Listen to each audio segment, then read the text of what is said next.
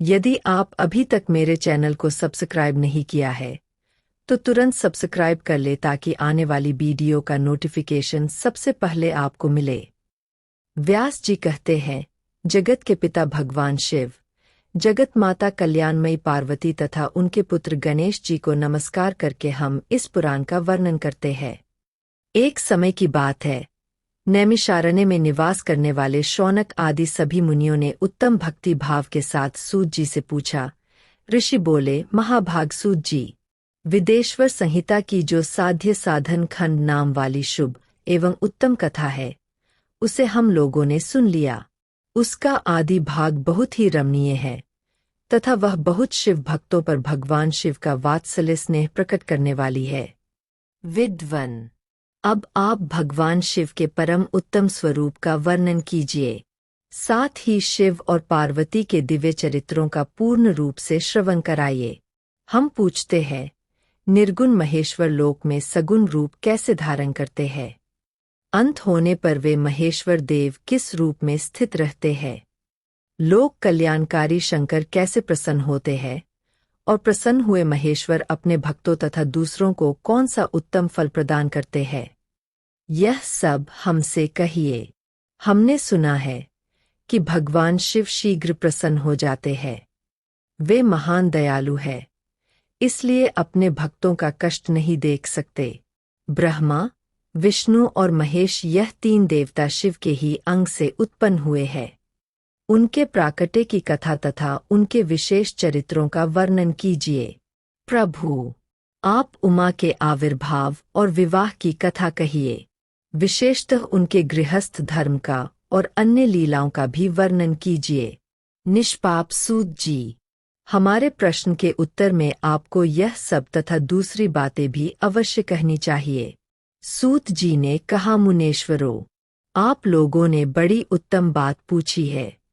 भगवान सदाशिव की कथा में आप लोगों की जो आंतरिक निष्ठा हुई है, इसके लिए आप धन्यवाद के पात्र हैं। ब्राह्मणों, भगवान शंकर का गुणानुवाद सात्विक, राजसी और तामसी तीनों ही प्रकृति के मनुष्य को सदा आनंद प्रदान करता है। पशुओं की हिंसा करने वाले निष्ठुर कसाई के सिवा दूसरा कौन पुरुष उस गुणानुवाद को सुनने से उब सकता है? जिनके मन में कोई तृष्णा नहीं है, ऐसे महात्मा पुरुष भगवान शिव के उन गुणों का गान करते हैं, क्योंकि यह गुणावली संसार रूपी रोग की दवा है, मन तथा कानों को प्रिय लगने वाली और संपूर्ण मनोरथों को देने वाली है। ब्राह्मणों, आप लोगों के प्रश्न के अनुसार मैं यथा बुद्धि प्रयत्न पूर्वक शिव लीला का वर्णन करता हूँ। आप आदर पूर्वक सुने। जैसे आप लोग पूछ रहे हैं, उसी प्रकार देवर्षि नारद ने शिव रूपी भगवान विष्णु से प्रेरित होकर अपने पिता से पूछा था। अपने पुत्र नारद का प्रश्न सुनकर शिवभक्त ब्रह्मा जी का चित्त प्रसन्न हो गया और वे उन मुनि शिरोमणि को हर्ष प्रदान करते हुए प्रेम पूर्वक भगवान शिव की यश का गान करने लगे। एक समय की बात है, मुन्ने शिरोमणि विप्रवर नारद जी ने, जो ब्रह्मा जी के पुत्र है, विनीत चित हो तपस्या में मन लगाया। हिमालय पर्वत में कोई एक गुफा थी जो बड़ी शोभा से संपन्न दिखाई देती थी। उसके निकट देव नदी गंगा निरंतर वेगपूर्वक बहती थी। वहां एक महान दिव्य आश्रम था जो नाना प्रकार की शोभा से सुशोभित था। दिव्य दर्शन नारद जी तपस्या करने के लिए उसी आश्रम में गए। उस गुफा को देखकर मुनिवर नारद जी बड़े प्रसन्न हुए और दीर्घकाल तक वहां तपस्या करते रहे। उनका अंतःकरण शुद्ध था। वे दृढ़ता पूर्वक आसन बांधकर मौन हो प्राणायाम पूर्वक समाधि में स्थित हो गए।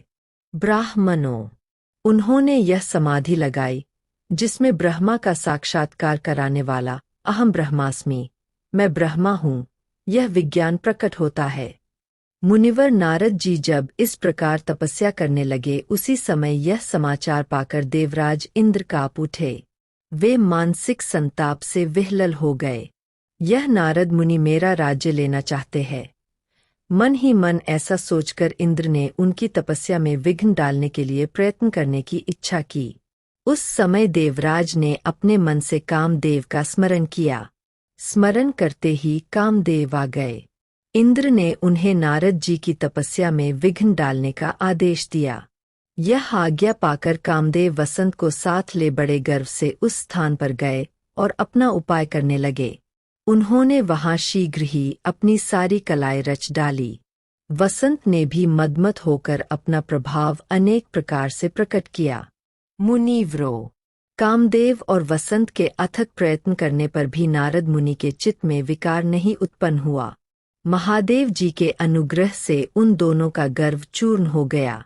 शौनक आदि महर्षियों, ऐसा होने में जो कारण था उसे आदरपूर्वक सुनो। महादेव जी की कृपा से ही नारद मुनि पर कामदेव का कोई प्रभाव नहीं पड़ा। पहले उसी आश्रम में काम शत्रु भगवान शिव ने उत्तम तपस्या की थी और वहीं उन्होंने मुनियों की तपस्या का नाश करने वाले कामदेव को शीघ्र ही भस्म कर डाला था। उसमें रति ने कामदेव को पुनर्जीवित करने के लिए देवताओं से प्रार्थना की। तब देवताओं ने समस्त लोगों का कल्याण करने वाले भगवान शंकर से याचना की। उनके याचना करने पर शिव बोले, देवताओं कुछ समय व्यतीत होने के बाद कामदेव जीवित तो हो जाएंगे, परंतु यहाँ उनका कोई उपाय नहीं चल सकेगा। अमरगण यहाँ खड़े होकर चारों और जितनी दूर तक की भूमि को नेत्र से देख पाते हैं, वहां तक कामदेव के बाणों का प्रभाव नहीं चल सकेगा, इसमें संशय नहीं है।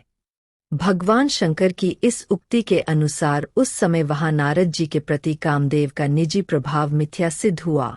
तत्पश्चात उनकी आज्ञा से वसंत के साथ अपने स्थान को लौट गए। उस समय देवराज इंद्र को बड़ा विस्मय हुआ। उन्होंने नारद जी की भूरी भूरी प्रशंसा की, परंतु शिव की माया से मोहित होने के कारण वे उस पूर्व वृत्तांत को स्मरण न कर सके। वास्तव में इस संसार के भीतर सभी प्राणियों के लिए शंभू की माया को जानना अत्यंत कठिन है।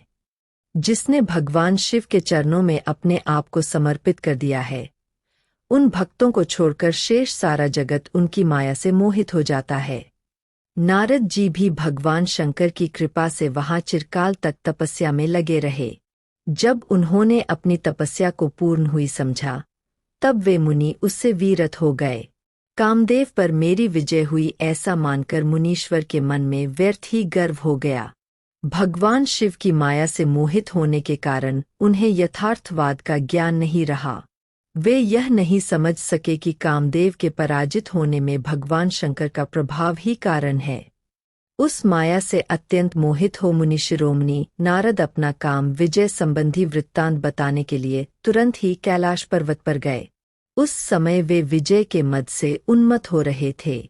वहां रुद्रदेव को नमस्कार करके गर्व से भरे हुए मुनि ने अपने आप को महात्मा मानकर तथा अपने ही प्रभाव से कामदेव पर अपनी विजय हुई समझकर उनसे सारा वृत्तांत का सुनाया। यह सब सुनकर भक्तवत्सल भगवान शंकर ने नारद जी से, जो अपनी शिव की ही माया से मोहित होने के कारण काम विजय के यथार्थ कारण को नहीं जानते थे और अपने विवेक को भी खो बैठे थे, कहा। रुद्र बोले, तात नारद, तुम बड़े विद्वान हो, धन्यवाद के पात्र हो, परंतु मेरी यह बात ध्यान देकर सुनो। अब से फिर कभी ऐसी बात कहीं भी न कहना, विशेषत भगवान विष्णु के सामने इसकी चर्चा कदापि न करना। तुमने मुझसे अपना जो वृत्तांत बताया है, उसे पूछने पर भी दूसरों के सामने ना कहना। यह सिद्धि संबंधी वृत्तांत सर्वथा गुप्त रखने योग्य है, इसे कभी किसी पर प्रकट नहीं करना चाहिए।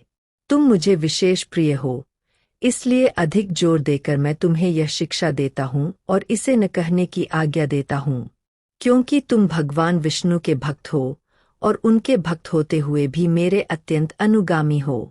इस प्रकार बहुत कुछ कहकर संसार की सृष्टि करने वाले भगवान रुद्र ने नारद जी को शिक्षा दी। अपने वृत्तांत को गुप्त रखने के लिए उन्हें समझाया बुझाया, परंतु वे तो शिव की माया से मोहित थे, इसलिए उन्होंने उनकी दी हुई शिक्षा को परंतु नारद जी शिव की माया से मोहित थे। तदनंतर मुनि शिरोमणि उनके चित्त में ब्रह्मलोक में अंकुर जम गया था। वहां ब्रह्मा जी को नमस्कार करके उन्होंने कहा, पिताजी, इसलिए नारद अपना सारा वृत्तांत को भगवान विष्णु के सामने कहने के लिए वह बात सुनकर ब्रह्मा जी ने भगवान शिव के चरणारविंदों का चिंतन किया को देख और सारा कारण बड़े आदर से पुत्र को यह शीघ्र ही आगे बढ़कर उन्होंने मुनि को हृदय से लगा लिया। मुनि के आगमन का क्या हेतु है, इसका उन्हें पहले ही पता था। नारद जी को अपने आसन पर बिठाकर भगवान शिव के चरणारविंदों का चिंतन करके श्री हरि ने उनसे पूछा। भगवान विष्णु बोले, तात कहाँ से आते हो? यहाँ किस लिए तुम्हारा आगमन हुआ है? मुनि श्रेष्ठ, तुम धन्य हो। तुम्हारे शुभ आगमन से मैं पवित्र हो गया। भगवान विष्णु का यह वचन सुनकर गर्व से भरे हुए नारद मुनि ने मद से मोहित होकर अपना सारा वृत्तांत बड़े अभिमान के साथ कह सुनाया। नारद मुनि का वह अहंकार युक्त वचन सुनकर मन ही मन भगवान विष्णु ने उनकी काम विजय के यथार्थ कारण को पूर्ण रूप से जान लिया। तत्पश्चात श्री विष्णु बोले, मुनि श्रेष्ठ, तुम धन्य हो। तपस्या के तो भंडार ही हो। तुम्हारा हृदय भी बड़ा उद्धार है। मुने, जिसके भीतर भक्ति, ज्ञान और वैराग्य नहीं होती, उसी के मन में समस्त दुखों को देने वाले काम, मोह आदि विकार शीघ्र उत्पन्न होते हैं। तुम तो नैष्ठिक ब्रह्मचारी हो और सदा ज्ञान वैराग्य से युक्त रहते हो, फिर तुम में काम विकार कैसे आ सकता है? तुम तो जन्म से ही निर्विकार तथा शुद्ध बुद्धि वाले हो। श्री हरि की कही हुई ऐसी बहुत सी बातें सुनकर मुनि शिरोमणि नारद जोर जोर से हंसने लगे और मन ही मन भगवान को प्रणाम करके इस प्रकार बोले। नारद जी ने कहा, स्वामी, जब मुझ पर आपकी कृपा है तब बेचारा कामदेव अपना क्या प्रभाव दिखा सकता है? ऐसा कहकर भगवान के चरणों में मस्तक झुकाकर इच्छा अनुसार विचरने वाले नारद मुनि वहां से चले गए। यदि यह वीडियो आपको पसंद आई हो तो आप इस वीडियो को लाइक करें, कमेंट करें और साथ ही अपने इष्ट मित्रों के साथ शेयर भी करें।